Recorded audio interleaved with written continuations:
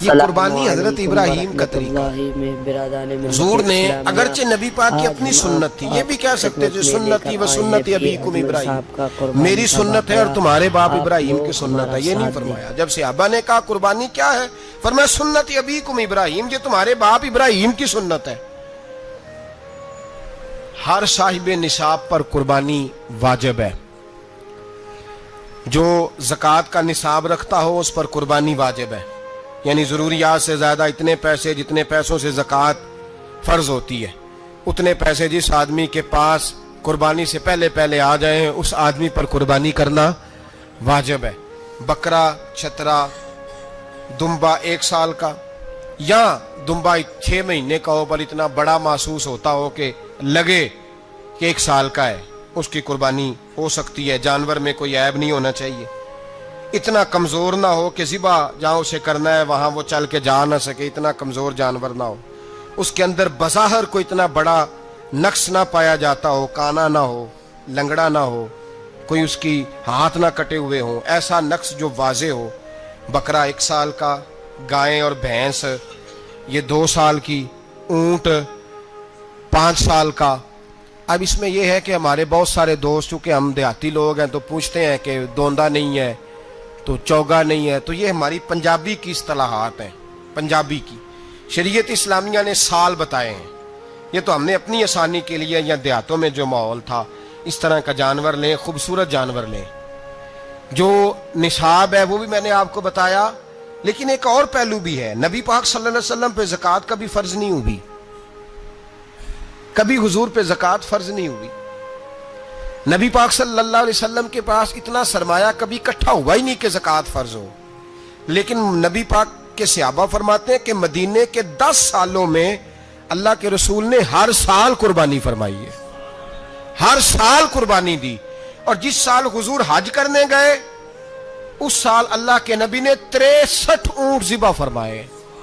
اور حضور صلی اللہ علیہ وسلم جب اونٹ ذبح کرنے لگتے نا تو صحابہ کہتے ہیں اونٹ خود دوڑ کے حضور کے سامنے آ کے لیٹ جاتا اور نبی پاک اسے ذبح کرتے اور فرماتے ہیں ایک دوسرے کو دھکے دیتے اونٹ کے، پہلے میں نے جانا ہے ذبح ہونے کے لیے، پہلے میں نے. انہیں پتا تھا کہ جو مصطفیٰ کے ہاتھوں ذبح ہوگا وہ تو دائمی زندگی پا جائے گا، یہاں بھی وہاں بھی زندہ. 63 اونٹ ذبح کیے. ایک اونٹ میں کتنی قربانیاں ہوتی ہیں؟ 7. اب 63 کو 7 سے ضرب دو گے تو کتنی بنے گی؟ اور پھر نبی پاک صلی اللہ علیہ وسلم نے 10 سال مدینہ منورہ میں قربانی دی ہر سال. اب وہ 63 اونٹ، ایک اونٹ میں 7 قربانیاں، ہر سال یہاں قربانی. اور مولا علی شیر خدا فرماتے ہیں نبی پاک 2 قربانیاں دیتے. میں نے کہا حضور 2 جانور ذبح کر رہے ہیں آپ، تو حضور نے فرمایا ایک میری طرف سے ایک میری امت کی طرف سے، غریبوں کی طرف سے. اور حضرت علی کو حضور نے وصیت فرمائی تو 2 دیا کرے گا. یا رسول اللہ صلی اللہ علیہ وسلم میں غلام ہوں، خادم ہوں. حضور نے فرمایا علی ایک تو نے اپنی دینی ہے، ایک میری طرف سے دینی ہے. 2 قربانیاں. مولا علی نے بھی ساری زندگی 2 قربانیاں دی. حضرت علی بھی مال کے نصاب نہیں تھے، اپنا مکان ہی نہیں تھا، کوئی کاروبار نہیں تھا، کئی دن فاقے رہتے تھے، پر قربانیاں کتنی دیتے تھے؟ 2. ہمارے پاس ویسے اگر سسرال میں، میکے میں، کزنوں میں کچھ شادی ہو جائے تو 50-60 ہزار کا خرچہ برابر ہے، وہ پکا ہے. اور قربانی کی باری غریب ہو گئے، سارے غریب ہو گئے. کہتے نہیں یہاں مشکل ہے. او خدا کے بندے، اللہ کے ساتھ تجارت کر، اس کے رستے میں 1 دے گا، رب تجھے 70 گنا اضافہ کے ساتھ عطا فرمائے گا. قربانی مال کے نصاب پہ ہے. کوشش کیا کریں کہ اللہ کے رستے میں جب دینا ہو پھر لیت اللہ سے بچیں، خوبصورت جانور لائیں. جن کو اللہ نے توفیق دی ہے ان کے لیے نصیحت ہے، جن کو اللہ نے توفیق دی. میں نے اپنے حضرت صاحب کو دیکھا ہے، وہ کہتے تھے کئی جانور اللہ نے بڑا نوازا ہے. کہتے ایک میرا ہے، ایک میرے ماں کا، ایک میرے باپ کا ہے، ایک میرے فلاں استاد صاحب کا، ایک میرے پیر صاحب کا ہے. یہ جانور غوث اعظم جیلانی کا نام کا دے رہا ہوں. اور پھر ایک بڑا خوبصورت جانور بندھا ہوتا اور حضرت خود ان کو چارہ ڈال رہے ہوتے. تو حضور یہ کیا ہے؟ فرمانے لگے یہ میں رسول اللہ کے نام پہ قربان کروں گا، یہ نبی پاک کے نام پر قربان کیا جائے گا. جن کو اللہ نے حیثیت دی ہے وہ کوشش کریں اپنے محبوب کی طرف سے بھی قربانی کریں، نبی پاک کے نام کی قربانی دے. خوبصورت سا جانور پیارا، پھر اس کی خدمت ہو، پھر اس کی قربانی دی جائے اور نبی پاک کے نام پر قربانی دی جائے. حضور نے خود وصیت فرمائی حضرت ابو بکر صدیق کو، قربانی بڑا حسین عمل ہے. اور میرے نبی پاک صلی اللہ علیہ وسلم نے ناراضگی بھی فرمائی ذرا خوگر حمد سے تھوڑا سا گلا بھی سن لے.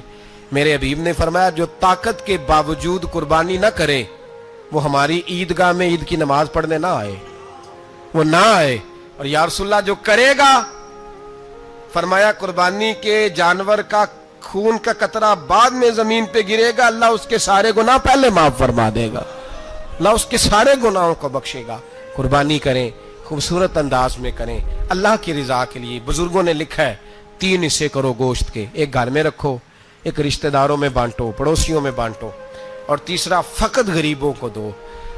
لیکن میں اکثر یہ سوچتا ہوں کہ ہمارے ہاں قربانی کرتا ہی وہ ہے جن کے گھر میں ہر جمعرات کو چھوٹا گوشت پکتا ہے, اور جن کے گھر میں ہفتے میں 3 دفعہ مرغی کا گوشت پکتا ہے, وہی تو قربانی دینے کے قابل ہوتے ہیں. تو وہ بھی اگر قربانی کے بکرے میں سے بھی تیسرا رکھنا چاہیں تو اجازت تو ہے, میں نے کہا سارا رکھنے کی بھی اجازت ہے. لیکن اگر آپ مہربانی کریں, کوشش کریں کہ یار ہم تو سارا سال ہی کھاتے ہیں, اور ہمارے یہاں جو گوشت تقسیم ہوتا ہے نا وہ بھی باری لگی ہوئی ہے, ادھر سے پلیٹ آئی تھی گوشت کی تو ادھر سے بھر کے چلی گئی. بھئی اس نے کی ہے, اس کو بار بار گوشت دینے کا کیا مطلب ہے؟ آپ یہ دیکھیں عزیزوں میں, رشتہ داروں میں, اور میں اگر تھوڑا سا آپ کی توجہ کرانے میں کامیاب ہو جاؤں تو سفید پوش لوگوں کو دیکھیں. کچھ سفید پوش ہیں, سفید پوش جن کے اوپر قرضے ہیں, بیماریوں نے جکڑ لیا ہے, گھر میں بڑے بڑے سخت مریض آ گئے ہیں. سفید پوش پہلے دیا کرتے تھے, آپ ان سے پوچھتے ہیں صاحب قربانی, تو بات کو ٹالتے ہیں. وہ کہتے ہیں سوچ رہا ہوں کوئی حصہ ڈال جائے. پردہ پوشی کرتے ہیں, کہتے ہیں کہیں حصہ رکھا ہوا ہے, پردہ پوش. اکثر وہ لوگ قربانی نہیں دے پاتے, اکثر دیا کرتے تھے اب نہیں دے پا رہے. کیوں؟ اس لیے کہ مشکلات ایسی آ گئیں. ان لوگوں کا خیال کریں, ان کے گھروں تک گوشت پہنچا کے آئیں, ان پر توجہ کریں.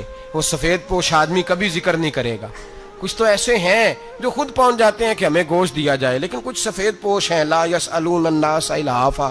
اللہ فرماتے ہیں کچھ لوگ لپٹ لپٹ کے سوال نہیں کرتے, سفید پوشی کا بھرم رکھتے ہیں, کا مزاج نہیں. ان کی طرف دیکھیں, اپنے رشتہ داروں کو دیکھیں, خاص کر ان رشتہ داروں کو دیکھیں جن کا آپ کو پتہ ہے کہ غریب ہیں, مجبور ہیں, ان کے گھروں میں گوشت بھیجیں. غریب بیٹیوں, غریب بہنوں کا خیال کریں, اس طرف متوجہ ہوں, ان کے ساتھ اس نے سلوک کریں. صحابہ نے قربانی کے بارے میں حضور سے پوچھا ما ہذہ الاضحیہ, یا رسول اللہ صلی اللہ علیہ وسلم یہ قربانی کیا ہے؟ تو فرمایا سنت ابیکم ابراہیم, یہ تمہارے باپ حضرت ابراہیم کا طریقہ ہے, یہ تمہارے باپ حضرت, حالانکہ قربانی نبی پاک صلی اللہ علیہ وسلم کا بھی طریقہ ہے, لیکن فرمایا تمہارے باپ حضرت ابراہیم, حضرت ابراہیم کے ذکر کو باقی رکھا. اللہم صلی علی محمد وعلی آل محمد کما صلیت علی ابراہیم وعلی آل ابراہیم, ان کے تذکرے کو باقی رکھا. دین کے حکم ہو گیا ابراہیم علاقہ چھوڑ دو. حضرت ابراہیم علیہ السلام وہاں سے نکل کے مصر آئے, چچا کے پاس ٹھہرے. انہوں نے اپنی بیٹی جناب سارہ کا نکاح کر دیا. کچھ آگے بڑھے تو ایک ظالم بادشاہ سے ٹکرائے. اس نے ایک شہزادی, ایک بادشاہ کی بیٹی قید کی ہوئی تھی, جناب ہاجرہ نام تھا, ان کو قید سے چھڑا کے ساتھ لائے. حضرت لوط علیہ السلام بھی ساتھ. یہ 4 لوگوں کا قافلہ چلا, فلسطین میں جا کے پڑاؤ ڈالا, گھر بار چھوڑا, تبلیغ شروع ہوئی. حضرت ابراہیم کے گھر میں 2 خواتین ہیں, ایک آپ کی بیوی ہیں, ایک حضرت ہاجرہ ہیں, اولاد کوئی نہیں. حضرت ابراہیم نے ایک بچہ روتے ہوئے دیکھا تو آنکھوں میں آنسو آئے, کہنے لگے ربی حب لی من الصالحین, یا اللہ مجھے بھی نیک اولاد عطا کر دے. حضرت سارہ نے سن لیا, کہنے لگی ابراہیم شاید میرے بطن سے تو آپ کو نصیب نہیں, ہاجرہ سے نکاح کر لو. جناب ہاجرہ سے نکاح ہوا. اللہ تو بڑا بے نیاز ہے, رب کریم نے حضرت اسماعیل جیسا خوبصورت بیٹا عطا فرمایا.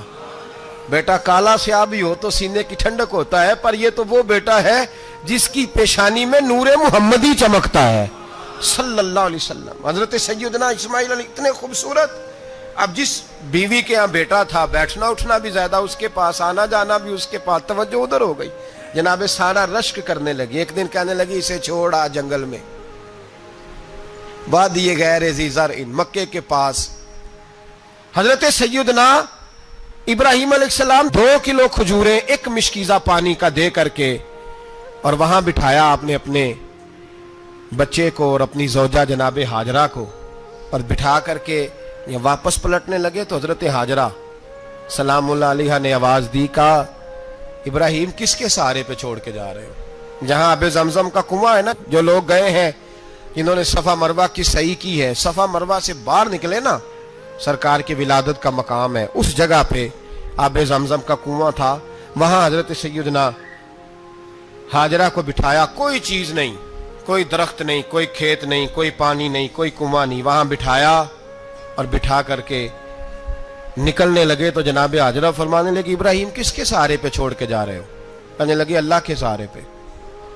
تو پاک باز بی بی نے ایک لفظ پوچھا، کہا ابراہیم یہ میرے رب کا حکم ہے، یہ میرے، بس جن کا عقیدہ توحید مضبوط ہو ان کے لیے ایک جملہ کافی ہوتا ہے، یہ میرے اللہ کا حکم ہے۔ تو جناب ابراہیم علیہ السلام فرمانے لگے ہاجرہ ہاں رب کا حکم ہے۔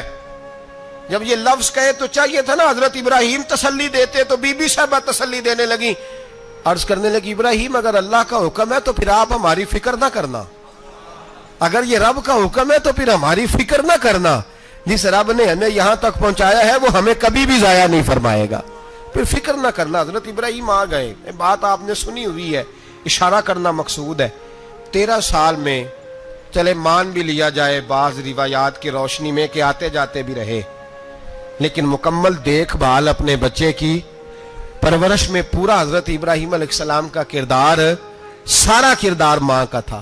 فلما بالغ معہ سعیا، بیٹا جب اتنا بڑا ہوا کہ ساتھ چلنے لگا تو حضرت ابراہیم نے اپنے بیٹے کو بلا کے کہا بیٹا مجھے خواب آئی ہے، میں تجھے ذبح کر رہا ہوں، تیری کیا رضا ہے؟ تو حضرت اسماعیل کہنے لگے یا ابت افعل ما تؤمر، ابا جی اللہ جیسے حکم دیتا ہے میرے ساتھ ویسے ہی کریں، جیسے اللہ حکم دیتا ہے ویسے ہی، بولیے ویسے ہی کریں۔ حضرت ہاجرہ کو کہا کہ ایک دوست نے دعوت کی ہے تو وہاں جا رہے ہیں، بی بی مطمئن ہے، تفصیلات کی ضرورت نہیں، ختم بات، اعتبار ہے، مطمئن ہو گئی۔ شیطان پیچھے سے آیا اماں کے پاس، ذرا تھوڑی دیر کے لیے تصور جمائیے، یہاں تو پڑوسن آ کے کوئی بات بتا دیتی ہے خاوند کے بارے میں تو کئی مہینے جھگڑا جاری رہتا ہے، پڑوسن محلے دار۔ شیطان نے آ کے بتایا لفظ کیا ہے؟ کہا ہاجرہ تمہیں پتا ہے کہاں جا رہے ہیں؟ کہا دوست کی دعوت میں۔ تو کہنے لگے دوست کون ہے؟ رب کریم، اور ابراہیم کا خیال ہے کہ اس رب نے مجھے حکم دیا ہے کہ میں ذبح کروں۔ تو حضرت ہاجرہ کہنے لگی کبھی باپ بھی بیٹے ذبح کرتے ہیں؟ تو شیطان کہنے لگا ان کا خیال ہے کہ ان کے رب نے حکم دیا ہے۔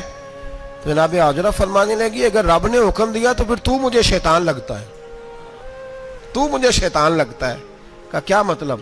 فرمانے لگی اگر رب کریم کا حکم ہے تو میرے پاس ایک اسماعیل ہے، اگر 1000 بھی ہوتے میں سارے اللہ کے راستے میں پیش کر دیتا، دے دیتی، مالک کا ہی تو ہے سارا کچھ، اسی کا ہے، اس میں لیت اللہ کی کیا گنجائش؟ حضرت سیدنا ابراہیم علیہ السلام نے بیٹے کے حلق پہ چھری رکھ بھی دی اور چھری چلا بھی دی، رکھ بھی دی، اور وہ تو اللہ کریم نے فرمایا یا ابراہیم قد صدقت الرؤیا، ابراہیم تو نے خواب سچا کر دکھایا، وہ قیامت تک تیرا نام رہے گا۔ حضرت ابراہیم نے وطن بھی دیا، جان بھی دی، بیٹا بھی، اللہ کریم نے دمبے دیے، فرمایا یہ فدیہ ہے۔ اب یہ قربانی قیامت تک حضرت ابراہیم کے طریقے کے مطابق جاری ہے۔